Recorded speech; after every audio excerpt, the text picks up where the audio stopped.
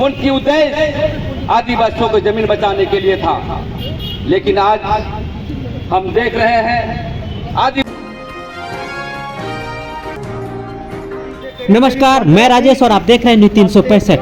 आदिवासियों की जमीन जिस तरीके से धड़ाधड़ आदिवासी से जनरल हो रहे हैं, दस्तावेजों को नस्ता नबूद किया जा रहा है, रिकॉर्ड रूम में कागजों का बंदर बाट किया जा रहा है। लगातार इस तरीके के मामले झारखंड में तूल पकड़ता नजर आ रहा है। कहीं अधिकारी फंस रहे हैं तो कहीं नेता जमीन के पीछे लगे हुए हैं और दलाल आदिवासियों की जमीन बेच करके उनका धीरे धीरे जमीनों को खात्मा कर रहे हैं। उसी को लेकर के आज आदिवासी समन्वय समिति ने धरना देकर के उपायुक्त को कड़ा संदेश देते हुए कहा कि यदि आदिवासियों को जमीन लूट की स्थिति नहीं रुकी तो ये आने वाला झारखंड आदिवासियों का विहीन हो जाएगा, आदिवासियों की जमीन नष्ट हो जाएगी। आइए देखते हैं क्या बोल रहे हैं आदिवासी नेता, सुने। और मांडर के क्षेत्र में आए हुए कार्तिक लोहरा जी और राय के क्षेत्र में हर चुनौती से हर आंदोलन हमारे सुंदर सिंह मुंडा जी और तमाम जिसका नाम हम नहीं ले पा रहे हैं, रामगढ़ से भी साथी आए हुए हैं, सभी को हम गुहार करते हैं। साथियों, आज हम लोग उपायुक्त कार्यालय के समक्ष क्यों धरना देने का काम हम लोग कर रहे हैं, ये बहुत गंभीर बात है। हम आदिवासियों का जन्म धर्म और जमीन के मुद्दे पर हुआ है और ये महीना आंदोलन का क्षेत्र रहा है। भगवान बिरसा मुंडा 15 नवंबर को उनकी जयंती समारोह मना रहे हैं। उनकी उद्देश्य आदिवासियों को जमीन बचाने के लिए था। लेकिन आज हम देख रहे हैं आदिवासियों का जन्म और आदिवासियों का जो जमीन का लूट व्यापक तौर पे हो रहा है।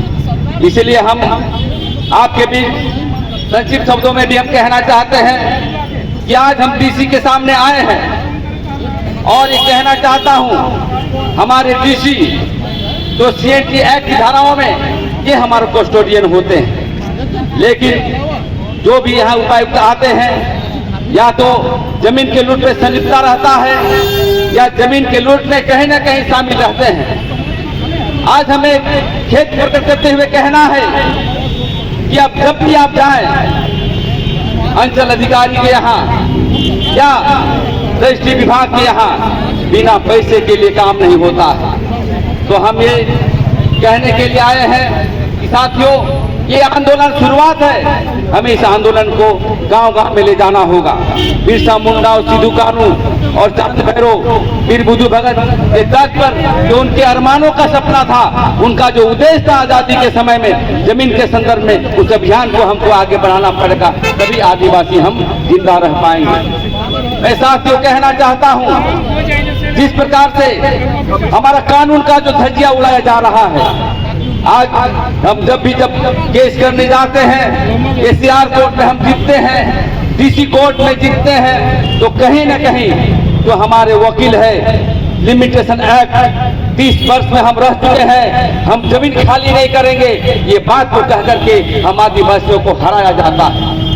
आज हम देख रहे हैं कि फर्जी हुक्मनामा पर बात आती है कि फर्जी हुक्मनामा और सादा पट्टा, तो कभी कहा जाता है कि हम जमींदारी के समय में इस्तीफानामा लिए थे, इसलिए उस कागज को ले जाकर के जो है अंचल अधिकारी के यहाँ लाया जाता है, वहाँ पर केस लिखवाया जाता है और आदिवासी को बहुत तरीके से हराया जाता है और जमाबंदी कायम किया जाता है।